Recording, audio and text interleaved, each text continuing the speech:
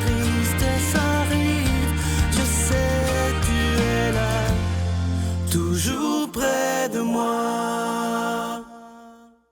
Bonjour, bienvenue à votre émission La Victoire de l'amour. J'espère que vous allez bien aujourd'hui et qu'on se prépare à vivre une belle journée. Aujourd'hui, j'ai le goût de partager un texte avec vous qui, je vous le dis, est absolument magnifique. C'est pas moi qui l'ai écrit, c'est M. Éric Gourdon et je veux le féliciter d'ailleurs parce que c'est très touchant. Je vais le lire lentement et prenez le temps de bien l'écouter avec votre cœur. Ça s'intitule « Lettre au virus ». Cher virus, j'ai cru comprendre que tu te portes bien. On parle beaucoup de toi à la télé. Ta tournée mondiale est un succès sans précédent. Cette fois, tu as vraiment mis le paquet. On en a le souffle coupé. Ton invisibilité omniprésente sidère le monde entier.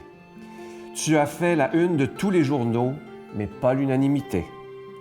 Tu as quand même réussi à mettre dans ta poche tous les grands dirigeants et même les plus bornés.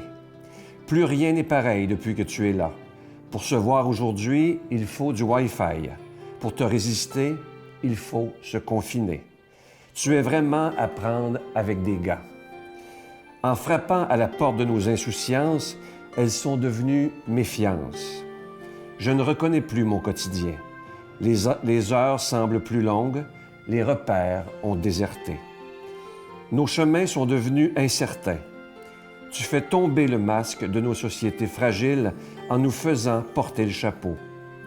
Mais pourquoi t'en prendre aux plus faibles en leur arrachant leur dernier souffle?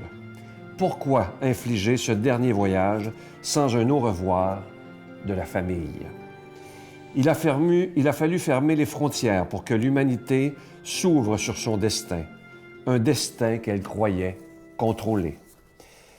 Nous en étions à croire que notre monde allait bien quand les indices boursiers étaient à la hausse. Notre société de consommation risque un infarctus.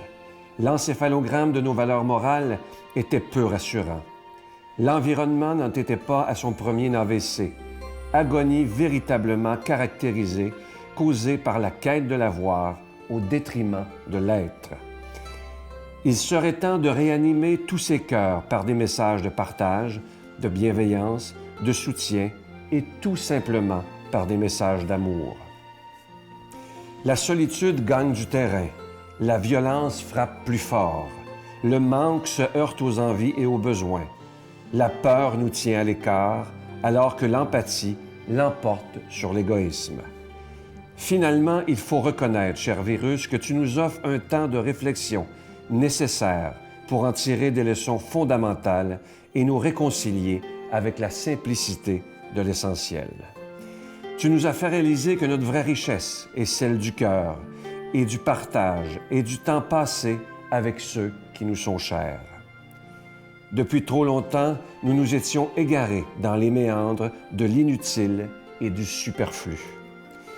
Je me souviendrai de ce printemps où la terre aura vu fleurir et se faner tant de vie en même temps. Quel paradoxe! Ce printemps laissera dans les mémoires des chiffres qui glacent. Nous voilà figés comme hors du temps, attendant la liberté de se rassembler, de se retrouver sans crainte, la liberté de se rapprocher les uns des autres. Tu as beaucoup voyagé. Maintenant, tu nous invites à faire escale, le temps de faire nos valises, avant d'emprunter les chemins de la tolérance. C'est en quittant la route de l'indifférence que l'humanité, avec un aller simple en poche, partira vers sa plus belle destination, la modération.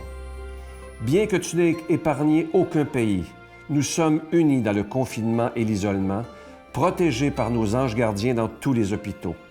Ils sont des milliers dans le monde à soigner nos malades, pendant que les scientifiques s'unissent pour te comprendre et trouver à nous immuniser. Nous méprisions la nature et nous nous sommes crus supérieurs. Nous sommes forcés de reconnaître l'importance de respecter nos milieux de vie. Il aura fallu que tu nous mettes au pied du mur pour que nous reconnaissions enfin nos erreurs. Cette pause marquera-t-elle nos mémoires au point de laisser toutes les nouvelles idées émerger et se réaliser? Hier, aveuglés par l'argent, aujourd'hui forcés au confinement et demain invités au changement. En épargnant les enfants, tu épargnes l'avenir. Tu nous donnes l'opportunité de faire les choses autrement. À nous de les saisir pour redéfinir nos priorités. De toute cette histoire, je m'en lave les mains en espérant ne pas te croiser de sitôt. Signé un citoyen du monde. Notre Père qui es aux cieux, que ton nom soit sanctifié, que ton règne vienne, que ta volonté soit faite sur la terre comme au ciel. Donne-nous aujourd'hui notre pain de ce jour. Pardonne-nous nos offenses comme nous pardonnons à ceux qui nous ont offensés. Ne nous laisse pas entrer en tentation, mais délivre-nous du mal, car c'est à toi qu'appartient le règne, la puissance et la gloire pour les siècles des siècles. Amen. L'heure n'est-elle pas venue pour les chrétiens de se réapproprier l'Évangile et de faire rayonner la présence du Christ dans le monde? Pour une révolution spirituelle du Père Michel Marie, les 13 commandements de l'urgence évangélique, disponibles dans toutes les bonnes librairies du Québec aux éditions Artege. Encore une fois, je vous parle de ce magnifique cadeau du mois pour le mois de novembre. C'est une exclusivité de la Victoire de l'amour, l'Ange de Noël, collection 2020. Il est en épinglette, vous le voyez à l'écran. Il est absolument magnifique. C'est le plus beau qu'on a eu depuis le début. Il est d'une grande qualité. Il est orné de petits zircons. Il est déjà béni. Et je vous rappelle que vous le recevrez avec un don de 25 $ et si vous en voulez deux, avec un don de 40 $. Mais aussi, vous pouvez vous procurer, si vous le voulez. Il y a des gens qui demandent si le livre des anges, les anges messagers de Dieu, est toujours disponible. Il est toujours disponible. Et comme je vous dis depuis quelques semaines, vous savez que c'est la période présentement des achats des cadeaux de Noël. Et cette année, en période de pandémie, pourquoi ne pas donner des cadeaux qui ont une valeur spirituelle aux gens qu'on aime? Parce qu'on en a besoin présentement, que ce soit justement le petit ange de Noël, que ce soit un livre, parce qu'on a le temps de lire présentement, évidemment. Alors, merci de tout cœur de ce que vous ferez pour la Victoire de l'amour. Je vous donne l'adresse. La Victoire de l'amour, case postale 120, succursale Boucherville à Boucherville, le J4B 5E6, je vous la redonne. La Victoire de l'amour, case postale 120, succursale Boucherville à Boucherville, le J4B 5E6. Également par téléphone, par carte de crédit du lundi au vendredi de 8h30 à 16h30 dans le 514-523-4433, 523-4433 ou sans frais le 1-888-811-9291, 1-888-811-9291 et aussi sur notre site Internet, le www.lavictoiredelamour.org.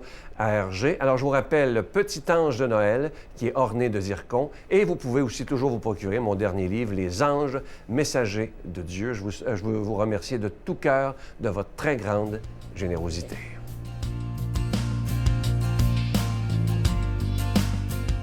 Mon Dieu, donnez-moi la sérénité d'accepter les choses que je ne peux changer, le courage de changer les choses que je peux et la sagesse d'en connaître la différence.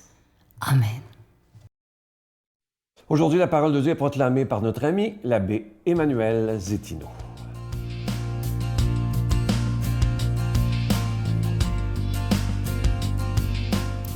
Le Seigneur soit avec vous. Évangile de Jésus-Christ selon saint Luc. Il leva les yeux et vit les riches qui jetaient leurs dons dans le trésor. Il vit aussi une pauvre veuve y jeter 2 piécettes. Et il dit, « En vérité, je vous le dis, cette veuve, cette pauvre, a donné plus que tous les autres, car tous ceux-ci ont donné en offrande une part de leur superflu, mais elle a donné de son indigence tout ce qu'elle avait pour vivre. » Acclamons la parole de Dieu. Ce qui est intéressant, c'est que dès le début, le Seigneur fonde son enseignement non sur les possessions que les personnes ont. Il ne juge pas les riches parce qu'ils sont riches ou les pauvres parce qu'ils sont pauvres, mais il voit que la veuve a tout donné, alors que les riches ont donné leur superflu. Et c'est certain qu'ici, c'est vers quelque chose de matériel. Ce sont vers les offrandes que les personnes dans le temple donnaient pour la maintenance. Mais aujourd'hui, le Seigneur nous appelle à aller plus loin et à voir comment est-ce que dans notre vie, on est capable, nous aussi, de tout donner pour le Seigneur. Tout donner comme père, tout donner comme mère, tout donner comme époux, comme épouse, comme enfant. C'est sûr que c'est un défi, c'est sûr que c'est un travail qui se fait, mais en même temps, l'enseignement du Christ aujourd'hui nous aide à justement aller vers cet idéal du don de soi. Pour moi, le don de soi comme prêtre, je le prends en exemple parce que comme vicaire de la cathédrale, je vis dans la résidence. Et puis il y a des prêtres de tous âges et également de diverses fonctions qu'ils ont. Et un d'eux, c'est Monseigneur Jude Saint-Antoine, qui est un évêque auxiliaire émérite, donc qui a fini ses fonctions officielles, mais qui continue son ministère. Il approche ses 90 ans et à tous les jours, il continue de confesser. À chaque dimanche, il célèbre au moins une messe pour la cathédrale, pour les fidèles. Et puis, ça fait pas trop longtemps, il y a eu un petit incident de santé et à son retour, le lendemain, il était déjà dans le confessionnal, en train de faire du ministère. Pour moi, comme jeune prêtre, je vois ça et je me dis, ça, c'est vraiment le don de soi. Donner tout ce qu'il a pour que les autres puissent s'approcher de Dieu. Comme dit saint Paul, ce n'est plus moi qui vis, mais c'est le Christ qui vit en moi. Et moi, je me rends compte des fois, après la messe, quand des personnes m'abordent pour me dire « Mon père, pouvez-vous me confesser? » Puis des fois, il y a ce petit dérangement de dire « Bien, j'ai une autre activité, mon agenda est rempli, il faut que j'aille manger, il faut... » Et je me dis non, justement, le souvenir de ce prêtre qui, dans tout son âge, a toujours tout donné au Seigneur. Ne nous basons pas sur les choses matérielles, mais basons-nous sur tout ce que nous pouvons donner. Une prière qui m'aide et qui me soutient pour apprendre ce don de soi, c'est celle de Sainte Thérèse d'Avila. Je vous la partage. Que rien ne te trouble, que rien ne t'épouvante. Tout passe, Dieu ne change pas. La patience obtient tout. Celui qui possède Dieu ne manque de rien. Dieu seul suffit. Élève ta pensée, monte au ciel, ne t'angoisse de rien, que rien ne te trouble. Suis Jésus-Christ d'un grand cœur, et quoi qu'il arrive, que rien ne t'épouvante. Tu vois la gloire du monde, c'est une vaine gloire. Il n'a rien de stable. Tout passe. Aspire au céleste qui dure toujours, fidèle et riche en promesses. Dieu ne change pas. Aime-le comme il le mérite, bonté immense, mais il n'y a pas d'amour de qualité sans la patience. Que confiance et foi vive maintiennent l'âme. Celui qui croit et espère obtient tout. Même s'il se voit assailli par l'enfer, il déjouera ses faveurs, celui qui possède Dieu. Même s'il lui vienne abandon, croix, malheur, si Dieu est son trésor, il ne manque de rien. Allez-vous-en donc, bien du monde, allez-vous-en, vain bonheur. Même si l'on vient à tout perdre, Dieu seul suffit. Mes frères, mes sœurs, que le Seigneur soit notre véritable trésor, que nous puissions le vivre de l'intérieur pour pouvoir le partager également, que son amour resplendisse à travers notre témoignage et n'ayons jamais peur, jamais ne nous angoissons pour des choses passagères. Au contraire, les yeux fixés sur Jésus-Christ, avançons avec confiance. Le Seigneur soit avec vous et que Dieu Tout-Puissant vous bénisse, le Père, le Fils et le Saint-Esprit. Amen. Je vous salue Marie, pleine de grâce. Le Seigneur est avec vous. Vous êtes bénie entre toutes les femmes, et Jésus, le fruit de vos entrailles, est béni. Sainte Marie, Mère de Dieu, priez pour nous pauvres pécheurs, maintenant et à l'heure de notre mort. Amen.